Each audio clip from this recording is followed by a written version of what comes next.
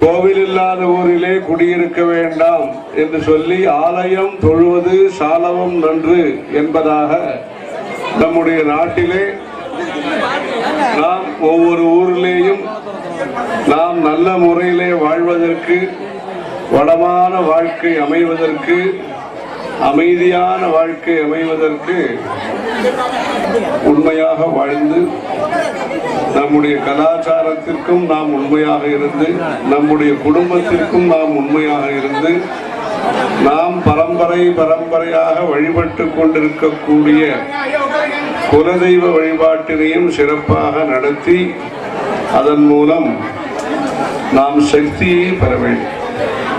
மனித வாழ்விலே பலவிதமான சக்திகள் நாம் நல்ல விதமாக பணியாற்றுவதற்கு தேவை. பேசக்கூடிய சக்தி, கேட்கக்கூடிய சக்தி, கேட்டுக்கொள்ளும் சக்தி,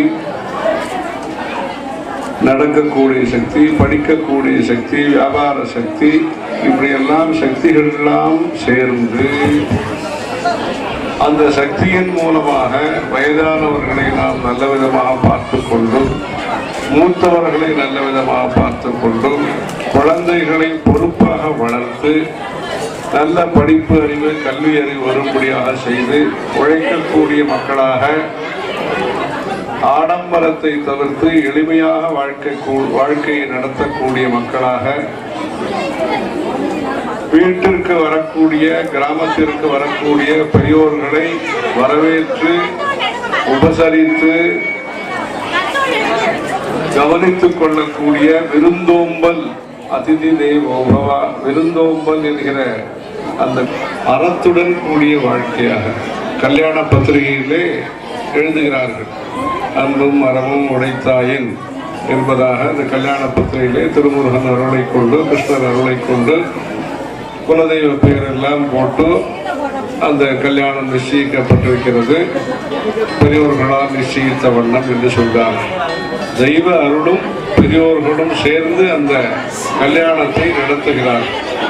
அந்த அன்பும் அறனும் நம்முடைய வாழ்க்கையிலே நிறைந்து இருக்க வேண்டும். அன்பு என்றால் பொதுவாக உங்களுக்கு தெரியும். அறத்தை தெரிந்து கொள்வதற்கு நாம் நிறைய படிக்க வேண்டும், பெரியவர்களோடு பழக வேண்டும், நல்ல விஷயங்களை காது கொடுத்து கேட்க வேண்டும். கந்த புராணம், ராமாயணம், மகாபாரதம், வெள்ளிப்புத்தூரார் பாரதம், இன்னும் எத்தனையோ நல்ல நல்ல புஸ்தகங்கள் இருக்கின்றன. அந்த புராண பிரசங்கங்களை கேட்டு வாழ்க்கையிலே நாம் தூய்மையான உள்ளத்துடன், கருணை உள்ளத்துடன், உண்மையுடன் பழகி அந்த இறைவனுடைய அருளை மேன்மேலும் பெற வேண்டும். இங்கு பல புராதனமான கோவில்கள் இருக்கின்றன. கரூர் பசுபதீஸ்வரர் கோவில் இருக்கிறது. நெரூர் சதாசிவ பிரம்மேந்திரால் அதிஷ்டானம் இருக்கிறது. இங்கு வர வழியிலே காலையிலே கடம்பர், மத்தியானத்திலே சொக்கர், அப்புறமா அர்த்த ஜாமத்திலே இந்த கருப்பத்தூர் திருவந்த ஈங்கோய் மலை இருக்கிறது. அப்புறமா அர்த்த ஜாமத்திலே அந்த சிம்மபுரீஸ்வரர் கருப்பத்தூர் கோவில் இருக்கிறது. இப்படியாக காலையிலிருந்து ஆரம்பித்து ஒரு நாள் முழுவதும் நாம் விசேஷ அனுகிரகம் பெறுவதற்கு சிறப்பான கோவில்கள்லாம் ரத்னகிரீஸ்வரர் கோவில். நம்முடைய காஞ்சி பெரியவர்கள் சென்னையிலே பக்தர்கள் சேர்ந்து ஒரு கோவிலை கட்டினார்கள் பெசன்ட் நகரிலே. இந்த கோவிலுக்கு என்ன பெயர் வைக்கலாம் என்று சொன்ன பொழுது அம்பாளுக்கு அராளகேசி என்றும், சுவாமிக்கு ரத்னகிரீஸ்வரர் என்றும் பெயர் வைத்து இன்றைக்கும் சிறப்பான முறையிலே அந்த கோவில் நடைபெற்று வருகிறது. புராதனமான கோவில் பெயரை அந்த கோவிலுக்கு வைத்து சிறப்பான பிரதோஷ வழிபாடு, சத்சங்கம் எல்லாம் நடத்துகிறார்கள். நம்முடைய கிராமங்கள்லாம் நல்ல விதத்திலே வளர வேண்டும். படிப்பு வளர வேண்டும், விவசாயம் வளர வேண்டும், கைத்தொழில்கள் வளர வேண்டும், தொழில்கள் வளர வேண்டும், ஆஸ்பத்திரிகள் தேவையான அளவுக்கு கிராமங்களிலே சுகாதாரம் வளர்வதற்கு, அதற்காக இதற்கெல்லாம் நிறைய தனியார்களும் அரசாங்கமும் நிறைய செய்து வருகிறார்கள்.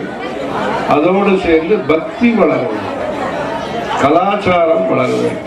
மனிதன் மனிதனாக வாழ்வதற்கு வேண்டிய அளவுக்கு புத்தியும் வளர வேண்டும், மனதும் வளர வேண்டும், பக்குவமும் வளர வேண்டும். இதற்கெல்லாம் ஒரு நாளிலே வரக்கூடிய விஷயம் அல்ல, ஒருவர் மூலமாக வரக்கூடிய விஷயம் அல்ல. உலகத்திலே வாழ்க்கையிலே நாம் பல பேரிடமிருந்து பல நல்லதை கற்றுக்கொள்கிறோம், தெரிந்து கொள்கிறோம். இவர் மூலமாக நாம் இப்படி இருக்க வேண்டும் என்றெல்லாம் பார்த்து உணர்ந்து இன்ஃப்ளூயன்ஸ் என்று சொல்வார்கள், அந்த நல்ல எண்ணங்கள் பதிய வைக்கிறார்கள். அவரவர்கள் நல்ல விதமாக வாழ்க்கையை நடத்துவதன் மூலமாக பள்ளிக்கூட அறையிலே நாம் படிப்பது ஒன்று, வீட்டிலே இருக்கக்கூடிய வயதானவர்கள் பெண்மணிகளோ ஆண்களோ அவர்கள் உணர்த்தக்கூடிய, நாம் பார்க்கக்கூடிய நல்லவர்கள் நமக்கு வாழ்க்கையிலே உணர்த்தக்கூடிய நல்ல விஷயங்கள். தர்மத்தை செய்ய வேண்டும். தர்மம் என்பது மனதாலும் செய்யலாம், செயலாலும் செய்ய வேண்டும். ஒரு பசுமாடு இருக்கிறது என்றால் அந்த பசுமாட்டுக்கு அவித்தைகளை புல் வைக்கல் இதெல்லாம் கொடுத்தால் ஜீவ காருண்யம். மனிதன் நன்றாக வாழ வேண்டும், மனிதனோடு சேர்ந்து அனைத்து ஜீவராசிகளும் நன்றாக வாழ வேண்டும். அந்த காமதேனு என்று சொல்லக்கூடிய அனைத்து தெய்வங்களும் குடி கொண்டிருக்கக்கூடிய அந்த காமதேனுவான பசுமாட்டை நாம் காப்பாற்ற வேண்டும். பழைய காலத்திலே இந்த பசுமாட்டை காப்பாற்றுவதற்காக பசுமடங்கள் என்பதாக அமைத்தார்கள். இந்த கரூர் கோவிலுக்கு பசுபதீஸ்வரர் என்றுதான் பெயர். அந்த ஆவினம் நன்றாக வாழ்ந்தால் நமக்கு சுபிட்சம் ஏற்படும். அந்த கோசாலைகளை கிராமந்தோறும் நாம் அமைக்க வேண்டும். கோ பூஜை செய்ய வேண்டும். கோவில்களிலே சிறப்பான நிகழ்ச்சிகளை செய்யும் பொழுது அந்த பசுமாட்டினுடைய பின்பகுதியிலே லட்சுமி நிவாசம் செய்கிறார், யானையினுடைய மின்பகுதியிலே லட்சுமி நிவாசம் செய்கிறார். ஆகவே இந்த கோ பூஜையுடன் நாம் பெரிய கோயில்களாக இருந்தால் தினசரி கோ பூஜையும், சின்ன கோயிலாக இருந்தாலும் எப்படி வசதிப்படுமோ மொத்தத்திலே அடிக்கடி இந்த பசுமாட்டிற்கு மஞ்சள் குங்குமம் எல்லாம் தடவி புஷ்பங்கள் அர்ச்சனை செய்து தீபாராதனை செய்து அதற்கு உரிய படையல்கள் என்ன உண்டோ உபச்சாரம் செய்து நாம் கௌரவிக்க வேண்டும். இன்றைக்கு இந்த இடத்திற்காக ஒரு மாதத்துக்கு முன்பாகவே அங்கு வந்து அழைத்தார்கள். இங்கு திருவானைக்காடு வந்திருந்தோம். அங்கே இருந்து புதுக்கோட்டை பக்கத்தில் இறையாத்தக்குடி என்கிற ஊருக்கு சென்று வந்தோம். அங்கு காஞ்சி பெரியவருடைய விக்கிரகத்தை பக்தர்கள் அங்கு அமைத்திருக்கிறார்கள். ஒரு குளக்கரையில் ஊரணியில். எதற்காக? 1930களிலேயும் 1960களிலேயும் அவர் அந்த குளக்கரையிலே வந்து ஜெபம் செய்தார் என்பதற்காக அதை நினைவிலே கொண்டு பக்தியுடன் அங்கு விக்கிரகத்தை பிரதிஷ்டை செய்திருக்கிறார்கள். அதற்காக நிகழ்ச்சிக்கு சென்றுவிட்டு இங்கு வரும்போது இதற்காக பிரத்யேகமாக இந்த ஊருக்காக இந்த வீரியம்பாளையம், கண்ணமுத்தாம்பட்டி எல்லாம் பட்டி, இங்கே எல்லாமே பட்டி தொட்டி என்று சொல்லுவார்கள். அதில் இந்த பட்டி தொட்டின்னு கிராமத்தினுடைய விசேஷமான பெயர் இங்கு விளங்கி வருகிறது.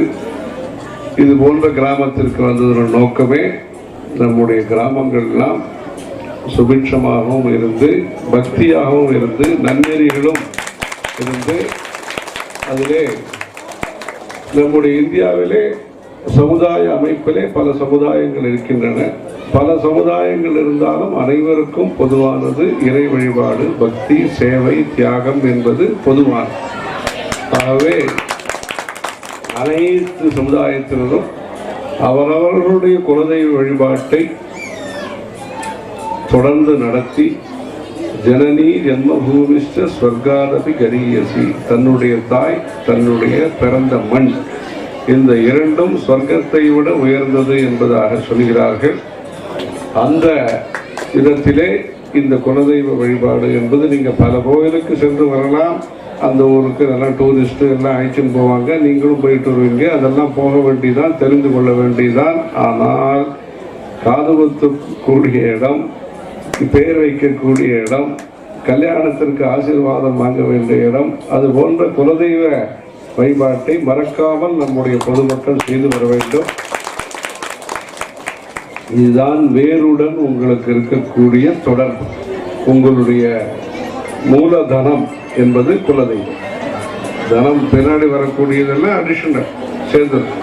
மூலதனம் என்பது அந்த குலதெய்வ வழிபாடு. அதிலே இங்கு கோனார் சமுதாயத்தை சார்ந்தவர்களுக்கு, யாதவ சமுதாயத்தை சார்ந்தவர்களுக்காக விசேஷமாக இந்த அழகான காஞ்சியில் புகழாக வாழ்ந்திடும் அன்னை காமாட்சி உமையே என்பதாக காமாட்சி விரதத்திலே சொல்லப்பட்டிருக்கிறது. அந்த 32 அறங்களை காமாட்சி அம்மன் செய்து வருவதாக ஐதீகம்.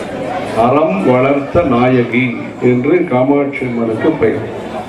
அந்த 32 அறத்திலே அன்னதானம் ஒன்று, வியாதியுடன் இருப்பவர்களுக்கு மருந்து கொடுப்பது ஒன்று, சத்திரங்களை கட்டுவது ஒன்று, வேத பாராயணம் நடத்துவது ஒன்று.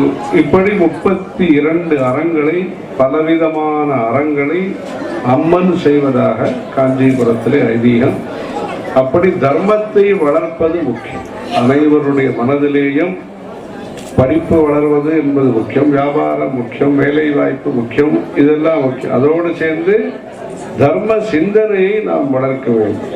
அது மண்டபம் கட்டுறது ஒரு பக்கம், சின்ன அளவிலே செய்தாலும் பெரிய அளவிலே செய்தாலும் கோடை காலத்திலே தண்ணீர் கொடுப்பது முக்கியம்.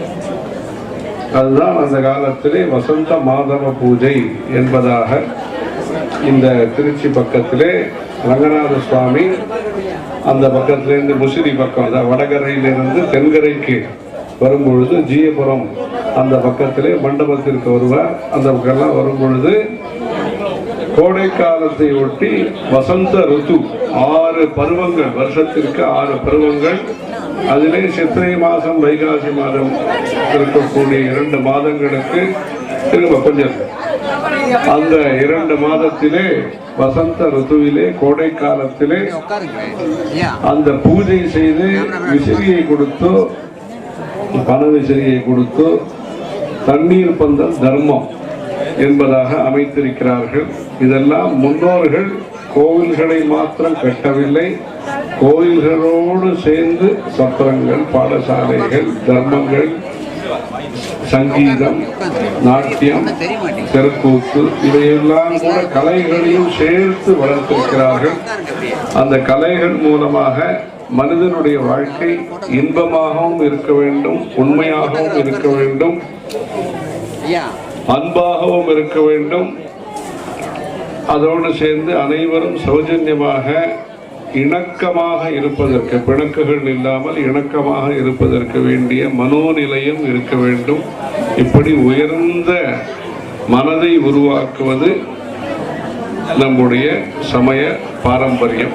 ஆகவே இந்த சமய பாரம்பரியத்தை தமிழிலே நல்ல புஸ்தகங்கள்லாம் இருக்கின்றன, திருக்குறள் இருக்கிறது, தேவாரங்கள் இருக்கின்றன, பிரபந்தங்கள் இருக்கின்றன, தமிழிலே நீதி நூல்கள் நிறைய இருக்கின்றன. ஔவையாரிலிருந்து ஆரம்பித்து நிறைய நீதி நூல்கள், ஆசாரக்கோவை